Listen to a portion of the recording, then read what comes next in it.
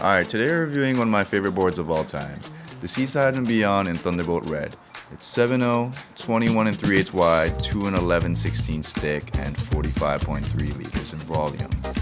I'm 5'9" and about 150 pounds on a good day. Talking about the rail is a thinner down rail at the top, a thicker down rail right in the midsection, and once you get about 3/4 down the board, it starts to get a pretty aggressive edge to that back. Talking about concaves, it does start off as a single, transitions to a double, and then exits out the back as a V. About the rocker, there is just a smidge of rocker right in that nose. For wave entry, I gave it a 9. One of my favorite things for this board is how easy it is to get into waves. For this wave in particular, it's pretty small and pretty crumbly, but the board has no problem getting into the waves. And if you do have the LFT version, the Thunderbolt Red version does drop in a little bit faster than that. For speed, I give it a 9. For this wave in particular, I do kind of whiff it on the takeoff and I get a little behind this section. But the board's fast, just with one pump, it does put me back into the pocket. And if the wave has a little bit of power and push, then the board just absolutely wants to fly.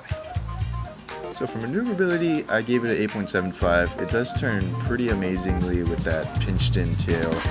The wider fishier outline does tend to make it draw longer turns. And then a pretty big surprising thing for me is it does turn even better than the LFT. Like, it feels more like a traditional PU board in the way it turns, like more in the water than on top of the water. And I think that has a big thing to do with the Thunderbolt Red technology and the way that it flexes. Paddling, I did give it a 9. It is a flat board, and with the concaves, it's going to be a paddling machine, especially with that single to double concave running down the bottom. One surprising thing for me, though, especially compared to the LFT version, was the Thunderbolt version felt like it needed more balance and pristine positioning on the board, especially like lying down on it. Otherwise, it did feel like a little bit more wobbly. Just something interesting I noticed. Not a game breaker or anything, just, yeah. For duck diving, I did give it a 9, and this is one of the most surprising things for me. I did come from the 6'8" LFT version and could feel my elbow tendonitis activating at times, from duck diving it too much. But I did feel like that was my max duck diving range at 40.9 liters. However, this thing at 45.3 liters feels surprisingly easier to duck dive. For the wave range, I would probably ride it in the 2 to 5 foot wave range. You can ride in 1, like it'll still go, but at that point, I think you're better off riding a longboard.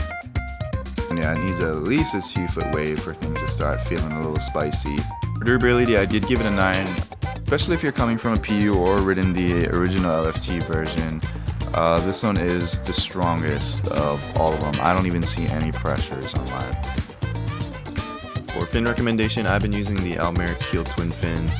No problems with hold or feeling like I'm sliding out yet. And I've liked the buttery turns with this Keel twin fin better than the Machado quads, which is still a good fin, and it's one I'll probably use when the waves get a little bit bigger.